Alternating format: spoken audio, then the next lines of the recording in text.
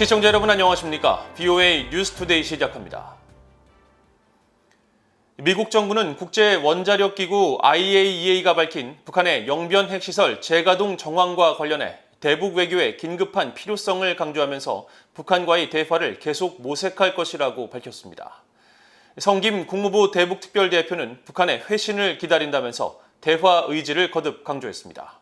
첫 소식 함지하 기자가 보도합니다. 젠사키 미국 백악관 대변인은 30일 북한 영변 핵시설의 재가동 정황을 포착했다는 내용의 국제원자력기구 IAEA 보고서에 대한 질문을 받고 미국 정부의 입장을 밝혔습니다. 북한의 비핵화를 위한 긴급한 필요성이 강조된다면서 이 문제에 대해 동맹국들과 조율하고 있고 보고된 활동과 비핵화 관련 모든 사안들을 다룰 수 있도록 북한과의 대화를 계속 모색할 것이라고 밝혔습니다.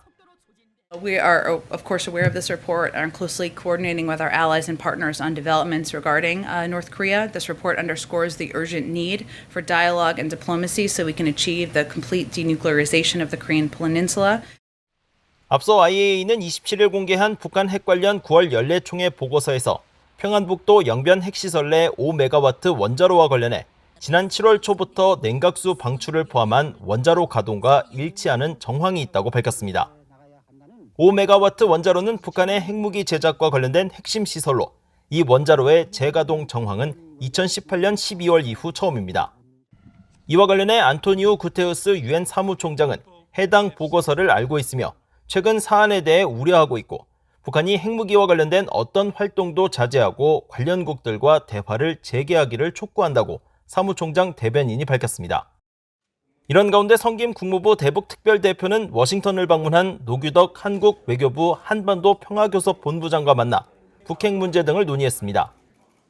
성김 대표는 논의 후 기자들에게 우리는 북한 현지 상황에 대한 관점과 인도적 지원 가능성을 포함해 관여를 위한 아이디어와 구상들에 대한 의견을 교환했으며 외교를 통한 한반도의 비핵화 추구라는 공동의 약속을 재확인하고 북한으로부터 회신을 고대한다고 말했다고 연합뉴스와 조선일보 등 한국 언론들이 전했습니다.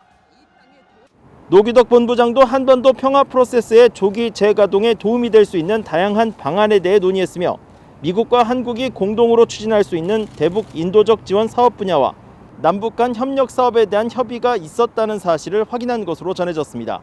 BOA 뉴스 함지하입니다.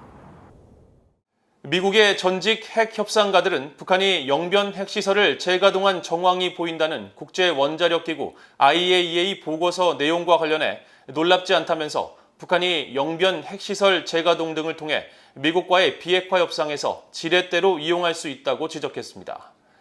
로버트 아이논 전 국무부 비확산 군축 담당 특별보좌관은 30일 BOA에 북한 정권은 미국과의 성공적인 협상 가능성이 제한적이라고 생각하고 있을 것이라면서 따라서 협상이 없는 현재 시점이 핵 역량을 키우기에 최적이라고 판단하고 핵시설을 재가동했을 것이라고 말했습니다. 조셉 비트라니 전 육자회담 미국 차석 대표는 북한과 협상장에서 대화하지 않으면 무기와 미사일을 계속해서 생산해 나갈 것이라는 메시지라고 분석하면서 북한은 이 같은 메시지를 지난 27년 동안 보내왔다고 말했습니다.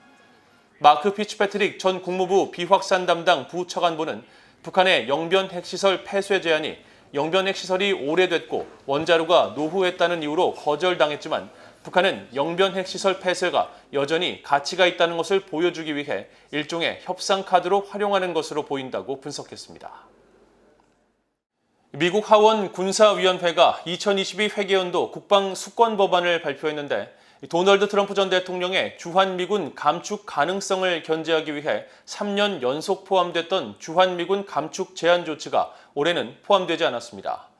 또 중국과 북한의 공격성을 억제하는 데 동맹은 중심적인 역할을 한다는 내용과 함께 인도태평양 영내 병력에 대한 지속적인 투자의 중요성을 강조하는 내용도 담겼습니다.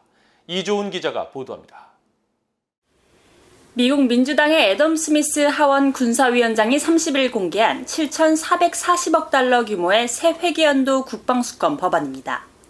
스미스 군사위원장 명의로 공개된 이 법안에는 전년도까지 3년 연속 포함됐던 주한미군 감축 제한 조치가 포함되지 않았습니다.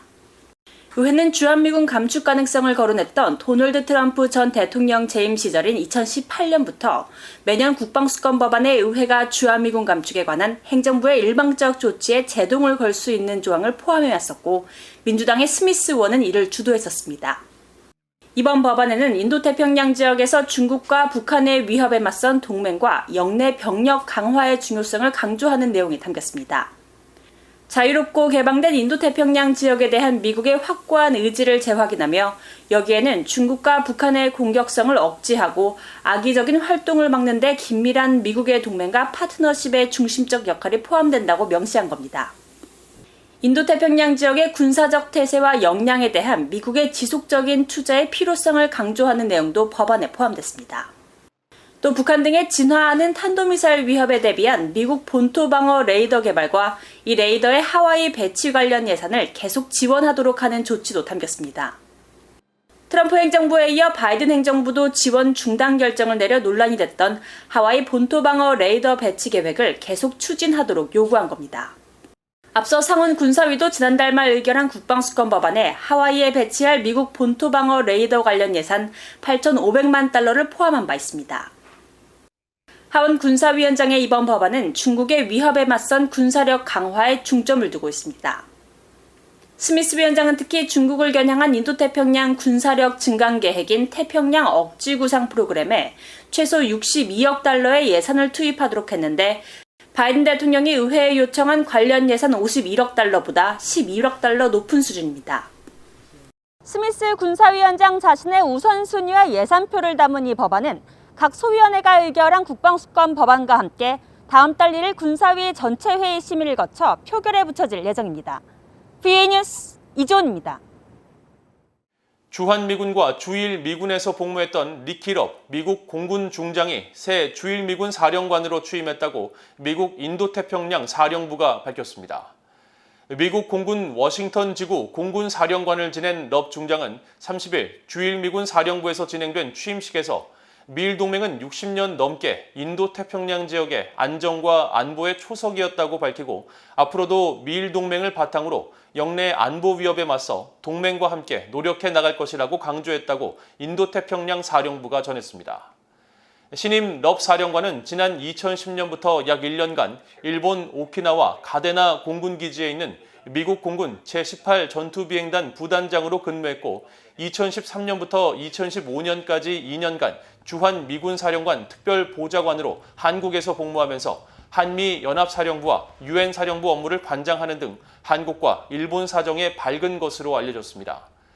한편 주일미군 사령관에서 미국 국방부 공군본부 참모부장으로 자리를 옮기게 된 전임 케빈 슈나이더 사령관은 이날 이임사를 통해 영내 안보 상황 속에서 일본은 미국의 가장 중요한 동맹이자 전략적 관계라고 강조하고 역사상 가장 중요한 시기에 주일미군 사령관의 중책을 맡은 럽 사령관과 함께 주일미군이 영내 도전 과제들에 맞서 나갈 것을 기대한다고 말했습니다. 토니 블링컨 미국 국무장관은 미국 정부는 강제 실종이라는 끔찍한 범죄로 가족의 행방이나 생사를 알지 못해 극심한 고통을 받고 있는 피해자들과 연대하고 있다고 밝혔습니다.